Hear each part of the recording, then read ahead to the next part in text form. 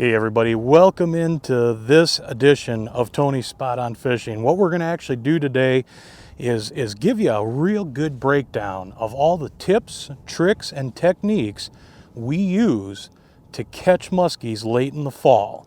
This is prime time. This is when those real big fish eat.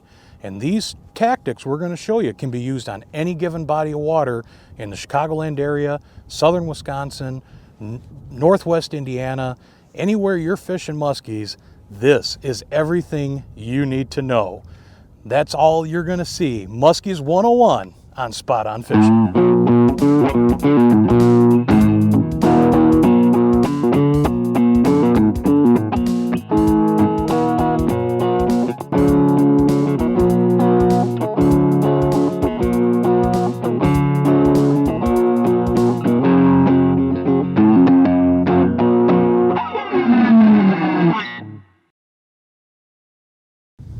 There's a few things you want to look at before you even put the boat in the water, and it's some tools of the trade that we definitely have to have on board before we ever even think about launching. And basically what you need, you're going to need a good set of long nose or needle nose pliers. You can get a set where it's those longer handles to them. These are going to come in very crucial spots when you have a fish that's hooked a little deeper. You got to remember, when you're dealing with muskies, we're talking about big fish with teeth. And we want to keep our hands away from those teeth so the pop hooks out a good long set of long nose pliers. The other thing we want is a good set of hook cutters. Now this particular brand that I highly recommend is from Minnowbaits, the Minnowbaits side cutters. These things literally, you wouldn't think, judging by the size of them, but with one hand I can go through a 4 or 5x strong musky hook. Now anytime we have a hook that's buried deep in a fish, the fish is extremely buttoned up and we can't pop the hooks with our pliers, that's when you want to cut the hooks. Always keep a wide variety of different size treble hooks to replace if you have to cut the hooks. Number one priority is fish safety and your own safety for that matter. So if there's a hook lodged in the net deeply, if there's a hook in a bad spot on a fish, cut it. We'll make this as quick and painless as possible for all parties involved. Cut the hooks and then move on. We'll get the picture and we're ready to go. Now, keep all these tools in an area where you can access them rather quickly. You don't want them buried under anything, because what you're going to have, and this is the other part of the equipment that you absolutely have to have on board, is an actual musky net. You can't go out here with a walleye net or a bass net. These are actual musky nets. Beckman is my personal brand of choice. It's a good deep bag to them. It's a lifetime warranty on the yolks and everything here. You don't have to worry about the hoops bending out or anything happening to them. So basically, we have our nets, we catch a fish, we scoop them. Now when we do that, that net is going to stay in the water. The bag will be down in the water. We'll have the we can rest it right on the deck of the boat or along the side. All the work we're doing to this fish, we'll grab our tools, we'll pop the hooks, have your tape measure ready, because as soon as we pull that fish out of the bag, we can measure them, have a camera ready to get a quick picture, and then once you have your pictures, we'll put the fish right back into the water. Now we have to be very quick about it. The muskies just fought a hard battle with us. We don't want to be stressing that fish out. And a good rule of thumb, roughly think about how long can you hold your breath? And especially think about it this way. If you've just exercised and you've done a lot of running, you're obviously breathing pretty heavy. How quickly or for how long can you hold your breath? So think about that, and that's the same mindset we want when we're dealing with the muskies. So these are just a few little tools and little things that you want to have set and ready to go before the boat ever goes in the water. Now let's talk about leaders. That's probably the biggest question I get day in and day out when it comes to musky fishing. What leaders are going to be best suited for what situation? And the three main leaders I like to use is a fluorocarbon or nylon style leader. That's going to be used primarily when we're fishing our soft plastics. When we're throwing a bulldog, jigging a bondy, things of that nature. Anytime we're throwing a soft plastic where we're moving slower and those fish can study it, that's where I like to run that fluorocarbon leader. Now, when we start throwing subsurface gliding jerkbaits or even a pull bait for that matter. Anytime we're actually trying to do a bait where we have to get a rhythm like a glider, that's where I like that straight steel to come in. That straight steel leader acts as a pivot point, and it'll actually help give you a little more swing and sway as that bait is going side to side. The final leader that we'll run is what we call a 7-strand leader. Now you can get them coated or uncoated, but that 7-strand leader, it's a very soft, flexible material, and that we actually will use for like our crankbaits, and you can even use it for some of your minnow baits. It won't impede any of the action, but it still will stand up to throwing bigger baits and dealing with baits that are gonna have a lot of pull to it and lots of hooks. So anytime you're throwing a crank or a big minnow bait, it's not a bad idea to go to that 7-strand. So remember, fluorocarbon for plastics, straight steel for jerkbaits, and your 7 strands for your cranks and your minnow baits. Now, here it is, the one last final piece of the puzzle that is the absolute must before you ever step foot on the deck to throw a musky bait. Polarized sunglasses. These glasses right here are going to help you tremendously. They cut down on all the glare and they help you actually see into the water. Now that's going to come into play anytime we're having follows. Now as you can see, a day like today, we got a lot of cloud cover rolling through, and that's where we'll use those amber lenses. The amber lenses like these will actually help brighten your surroundings, and even when you're looking into the water, you'll see better on a cloudy day with amber lenses. Those real sunny bluebird days, that's when we can run a dark gray lens or your darker lenses on a situation like that. Now, for you guys that have prescription glasses like myself, you can do one of two options. You can contact some sunglass manufacturers, give them your prescription, and they'll custom make some polarized glasses for you. Now, I've done that quite a few times, and unfortunately, I seem to lose my sunglasses almost every other week. So another good option, these are actually a company called Cocoons. And these guys, they look a little funky, and I may get some weird looks. I'm not the most stylish when I'm wearing them, but these actually go right over your prescription glasses. So if you don't want to go through the hassle or spend the money on something you're afraid you might lose, the Cocoons are a really good option. They'll fit right over. You can get them in any color lens. They come in the amber or the dark grays.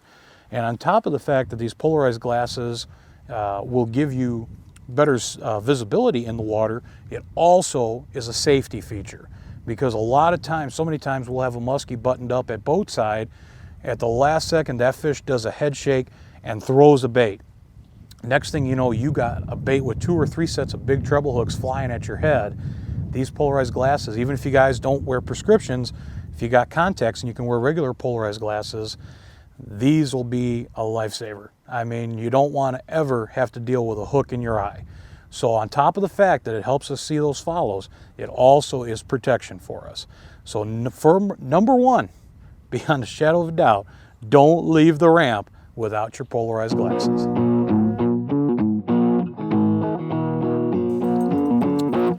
The first thing we want to talk about is a sucker rig or a live bait rig.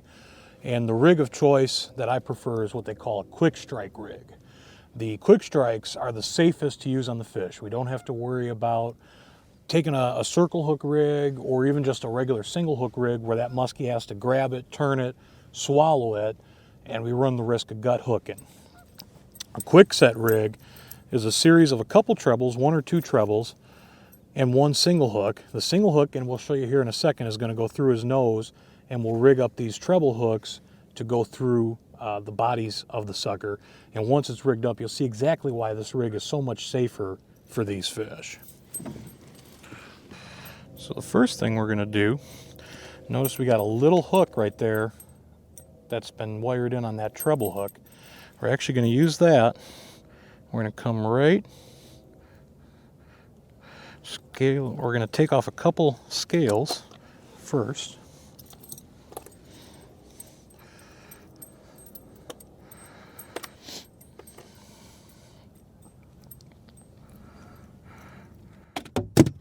And that's going to go right through the skin.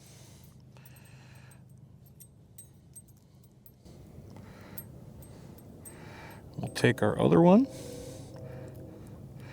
We're going to put that one right there like so. And then we're going to take this, we're going to actually go through his nostrils just like so.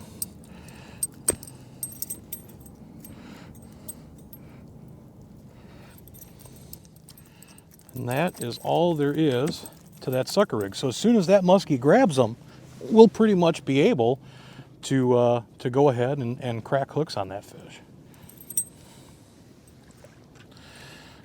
You can see he's able to swim around, no problems. So what we're going to do with this one, we're going to set it for, basically, we're going to give him about 7 feet of leeway or so.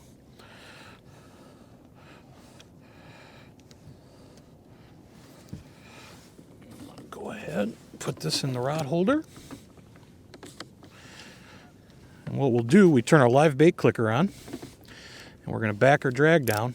So as soon as a muskie grabs it, we'll hear that clicker go off.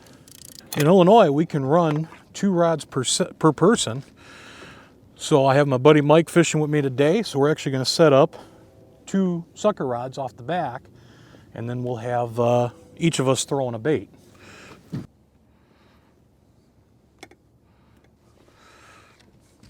All right. So once we have these guys rigged up like this, make sure she's swimming okay. You can see with these rigs, those suckers can swim no problem, which is what we want them to be doing. And we are set. And that's really all there is to setting up sucker rods. So now we're going to go ahead, reposition the boat, get throwing baits, and we're going to catch us some muskies. There's a fish.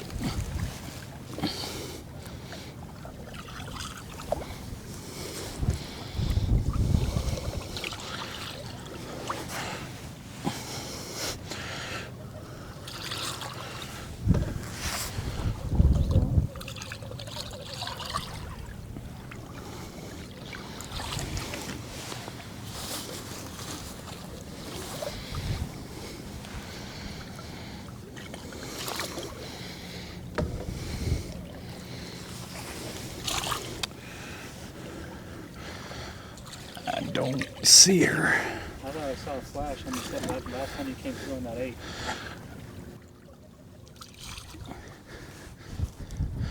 Whenever you get a foul like this, don't be afraid to keep figure eighting for a little bit.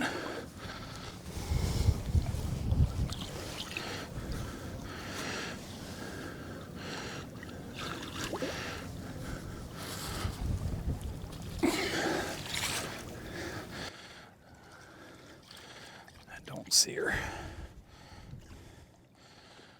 Well, that is a good sign.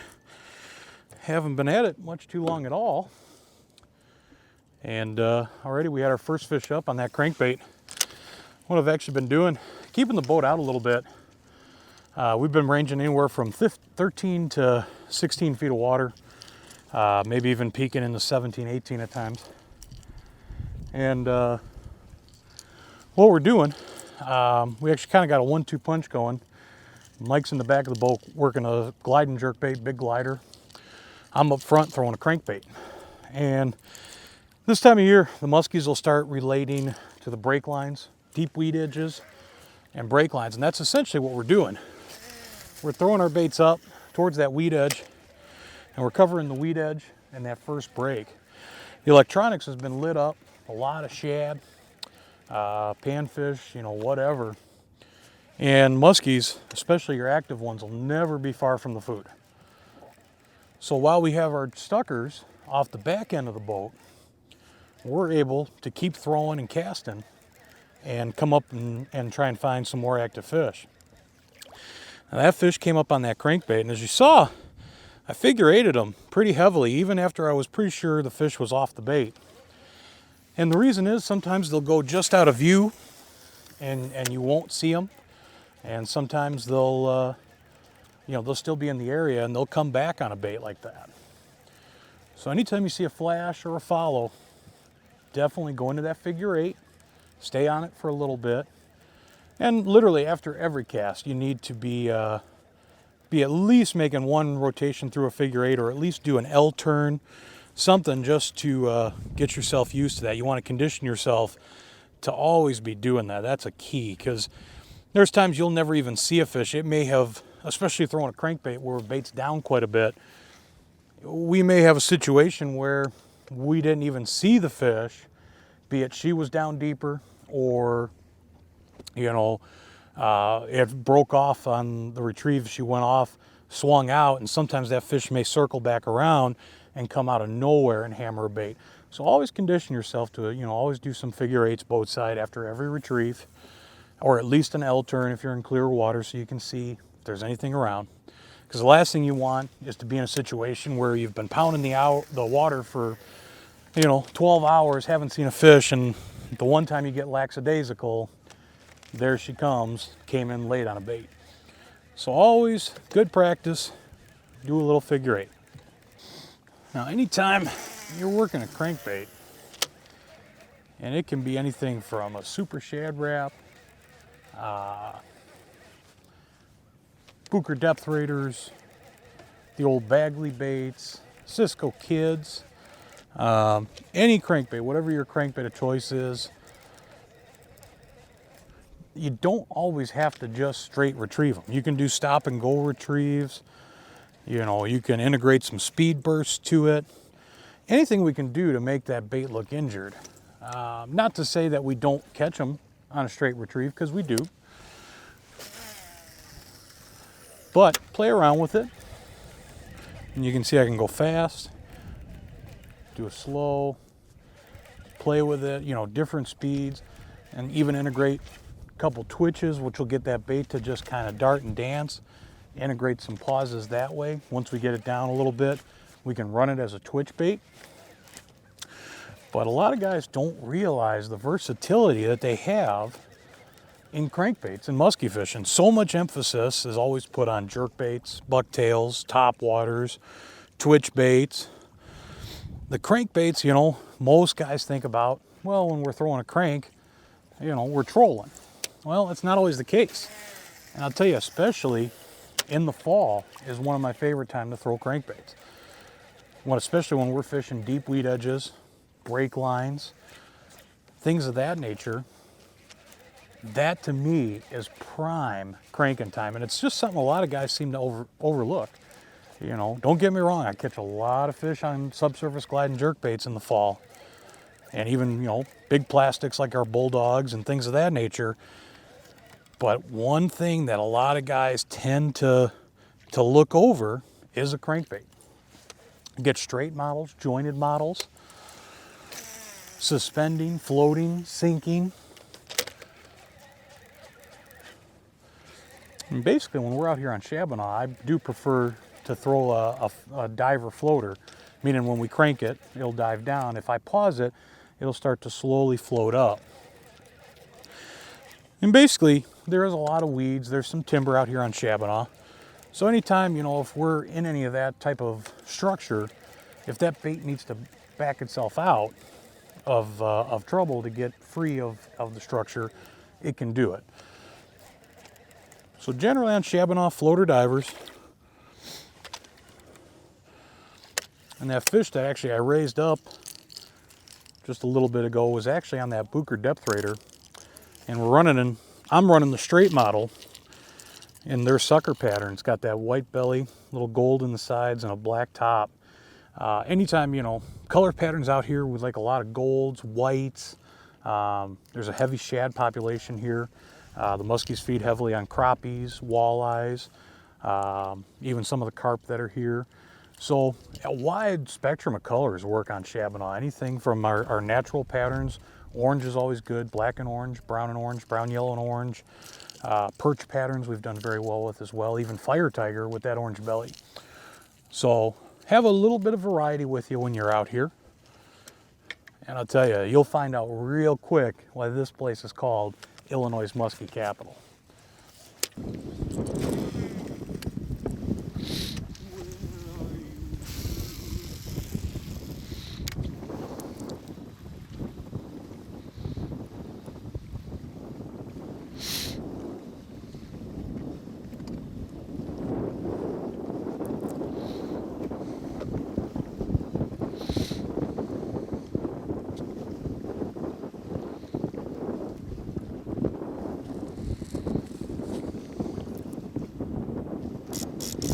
Yep.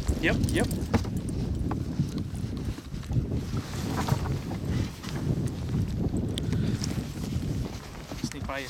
Okay. All right.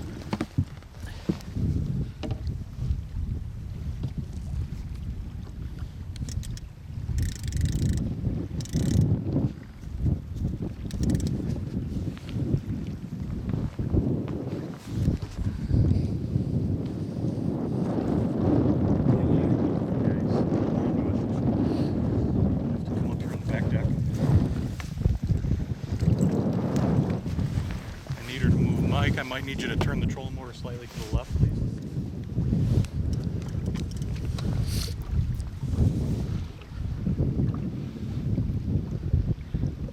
Does he know how to operate the trolling motor? Okay. Doing good. You're doing good. More? Yep. That's good. Come on. Turn, baby. You just gotta wait for this fish to start to move here.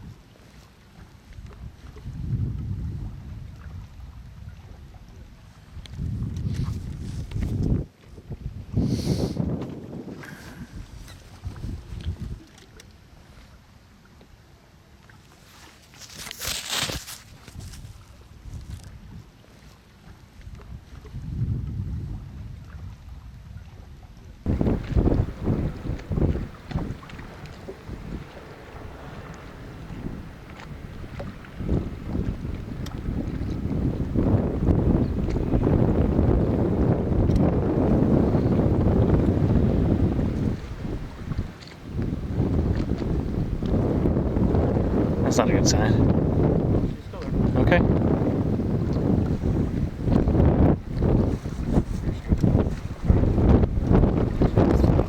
Oh!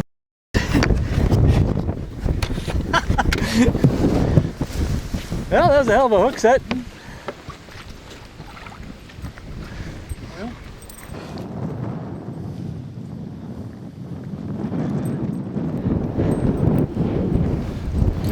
If you look there, she got chewed up a little bit.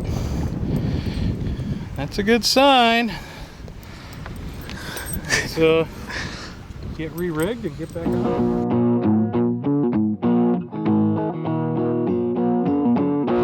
So we just missed that fish on the sucker, and basically I got a little trigger happy with it. That was totally on me. See, what had happened most of the time when the muskies come up and they hit a sucker, what they do is they actually kind of come up and they'll T-bone it. They'll kind of grab it on the side. And actually, with the way that fish was grabbed and the teeth marks we saw, he actually kind of came up and he probably had her like that in his jaws. Now the hook on that particular one, the two hooks are up top. And what I was doing is as soon as I picked the rod up, I had tightened the drag, you know, kind of reeled down, and I engaged free spool, so if that fish started to move, you know, I could let him swim.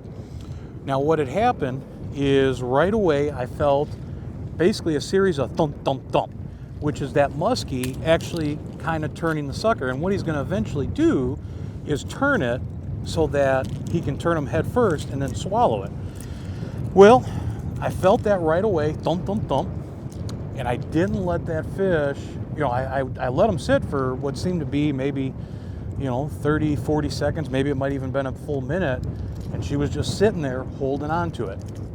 Well, I waited, and again, I felt tap, tap, tap, and that was that fish again starting to turn it. I kind of gambled and rolled the dice. It didn't feel very aggressive. I jumped the gun and set the hook on her, and probably I didn't give it enough. Basically, again, that fish hadn't moved it up quite enough to where she had it turned and hooks in the mouth. So that one's totally on me. One other great tactic that we really love to do, and it's a versatile bait that works well all season long, but especially in the fall, is a subsurface glide and jerkbait. Now these subsurface gliders, they come in a wide variety of sizes. The one I'm particularly throwing here today, this is the one of the Cobb's, the Cobb Countdown jerkbaits, about 8-9 inches long. And basically, all the work on these baits are done in the rod. The reel in this application is strictly just to pick up slack line. Now what we're doing, let me show you exactly how we work these big gliders. Now they're solid wood, about 5-6 ounces, so we want it on our real extra heavy jerkbait rods. And we cast them out. In these bigger gliders, we don't really want to be moving too quick. So we're actually just gonna, have a nice slow rhythm. You want a steady cadence and get this bait to slide side to side. You'll hear that rod, or the line rather, kind of slap the water.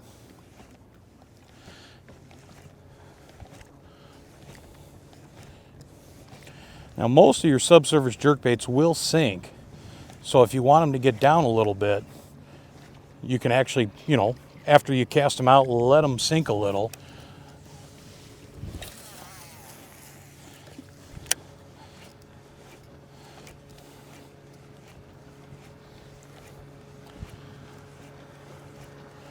Yeah, all we're doing, literally just letting the rod do all the work. The reel is just there to pick up that slack line. Gliding jerkbaits, it's really important to have a straight steel leader to it. Basically that's going to act like a pendulum or a pivot point. So when this bait's gliding, if we use a 7-strand, as this bait kind of tumbles and turns in the air as we're going, it can hook on that 7-strand, but also this straight steel on a glider will actually get us a little more sway as it's going. We can run just a standard crane swivel. We don't need to go to a ball bearing, but straight steel is extremely important when we're throwing a glider. One of the most versatile baits in the fall, probably second only to a crankbait in versatility, is what we would call a twitch bait, a big shad body bait, or a minnow bait. And we're talking big baits. We're going to a 10-inch jake or the 10-inch grandmas, these big shad body baits. Now a lot of guys will take a bait like this and they think, oh, it's good for slow trolling late in the fall, but actually we'll cast them. And this is where Popeye needs his spinach, because when we're fishing these big minnow baits, this is not just a cast and retrieve type situation. We need to impart action onto these baits to really make it look like an injured, dying bait fish. And basically, unlike the jerkbait, we don't need a set cadence. So we can actually just kind of pop it, twitch it, give it a couple rips, some different pauses, anything we can do to make this thing appear injured and dying. Now, again, we're definitely going to have to throw it on our jerkbait rods, because the pull off of these baits, especially when we're doing stuff like this, is tremendous. And even just on a retrieve on these big minnow body baits, a lot of pull to them. But what's good is it gives off a lot of flash, it gives off vibration, they have a rattle to them, so we're getting some noise. And now here's another little trick. Let's say, you're down fishing suspended fish and you're noticing you got bait fish on the graph that are maybe 6 feet down or so.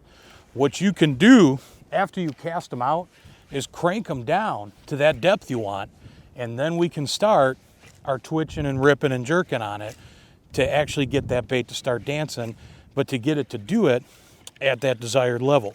So for example, we're in about 16 feet of water.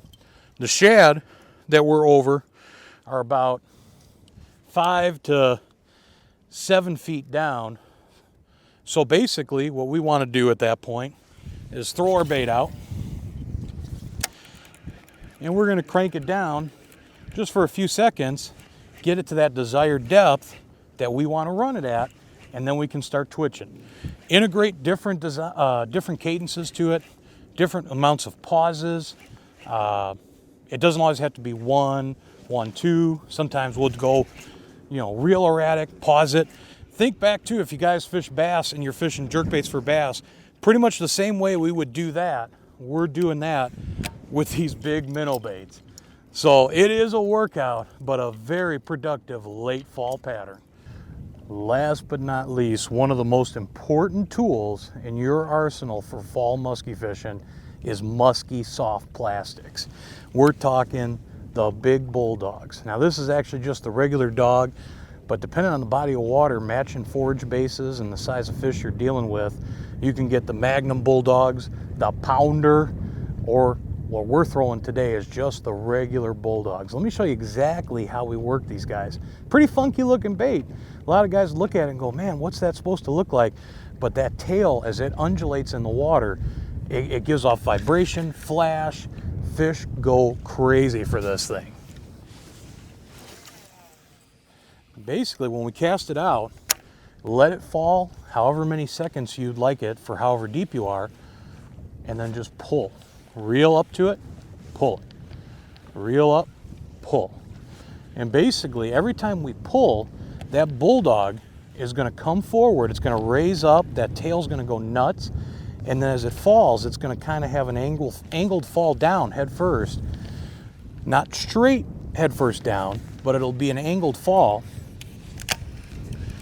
So basically, when we're pulling, the bait's coming up, and when we pause it, it'll angle down, and that tail's moving the whole time. And there's really no wrong way to fish a bulldog. There's guys that'll actually take a bulldog and do a straight retrieve with it. But personally, my favorite method is that slow, methodical sweep, reel up to it. All the work's done in the rod. We don't need to snap it. We don't need to rip it like a suic or a bobby bait. We don't need to twitch it like we would a minnow bait or get in a special cadence like with a glider. But it's real simple. And there's not a lot of resistance to a bulldog either. Basically, we're just, you know, there's not much to it vibration-wise or pull-wise. They can get pretty heavy to throw, though. You'll definitely get a workout tossing some of these big rubber baits. But again, real nice, slow, methodical. And when you have muskies on break lines, if you're fishing suspended fish in open water, it's an excellent, excellent presentation. And let me show you another thing you can even do with these guys. A little different retrieve. And we can actually work them as a jig. So basically, we can cast it out, really let it sink. And then actually just do that same motion, sweep up and let it fall. Now this is pretty good, especially guys, if you're doing any trips up north when it gets real cold and those fish are holding a little tighter to cover. They might be sitting on ledges. Sometimes you got to run that bait right across their face. And that's where fishing a bulldog almost in a jig formation is going to really pay off. Now, most of the times here in a lot of the lakes we have in Illinois, we really won't have to do that too much. We can actually just run it straight as that pull method that I showed you. So remember, throw them out and play around, different countdowns. Sometimes we'll start fishing them right as soon as they hit the surface. Sometimes we'll start fishing them 3 seconds, 5 seconds, 7 seconds. Play around, see where you start seeing fish following, where you get strikes. And I mean, just play around. You're gonna have to test different levels in the water column. But again, try to keep an eye on electronics, find where your bait is holding, and fish just above the bait. Your active fish will be up, crushing bait, shad, whatever they're feeding on. So the real bottom line to all of this, ladies and gentlemen, is this is probably the one time a year where I feel electronics, more than anything, really come into play when you're on the water. You know, basically spring and summer and early fall, we're fishing a lot of thick weed flats, rock points, rock bars, weed edges. You know, our open water will be trolling that time of year, of course. But this time of year, I'm not so much concerned about structure. This time of year, we're focusing pretty much on where the food's at. And most of the food is already moved out. Water temps, you know, are in the low 50s. And basically, we're looking the break lines to the main basin, fishing even some open water humps. Find the food and you'll find the muskies. Now, that's not to say that there won't be any fish shallow. because we will find some. But usually this time of year, those shallow fish are going to be smaller males. Now, true, they're fun, don't get me wrong, but if you want a true shot at a bigger fish, 40 inches plus, and getting into that mid-40s, upper 40s, fish a little deeper, fish a little slower. The main thing, fall muskies, slow and big, and that is really the key to unlock these secrets to northern Illinois, southern Wisconsin, northwest Indiana. Big and slow produces fall muskies.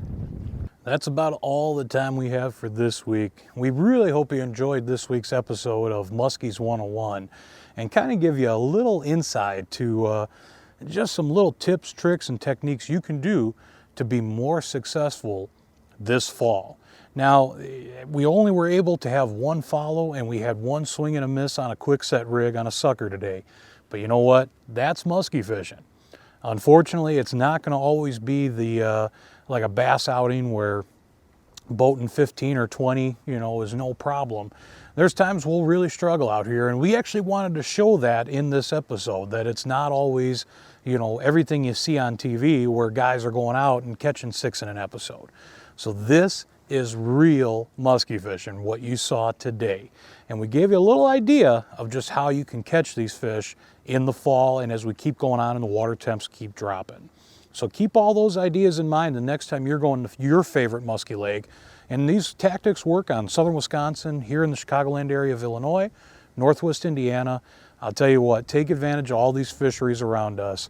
Once you get bit by the musky bug, I'll tell you, it takes over. You won't want to do anything else. Hey, if you guys get a chance, go ahead and check us out, facebook.com/TonySpotOnFishing. Also find us on Twitter at Spot Fishing. Find us there, or leave us some comments. And we want to know, basically, for next season, what are some of the lakes and species you want to see us fishing for. We're going to be going all over the area here, Chicagoland, southern Wisconsin, and Indiana as well. So if there's any particular lake you guys want to see us fish, or any particular species you want to see us fish, let us know. We're still going to have more great programming this fall and into the winter months for you. We're not going anywhere, but we just want to get some feedback of where you'd like to see us on the water next year. And of course, if there's any questions or comments about the musky tactics you saw today, feel free to find us on any of the social media outlets or leave us a comment below. Thanks for watching, everybody. Once again, I'm Tony Krizek. We'll see everybody next week.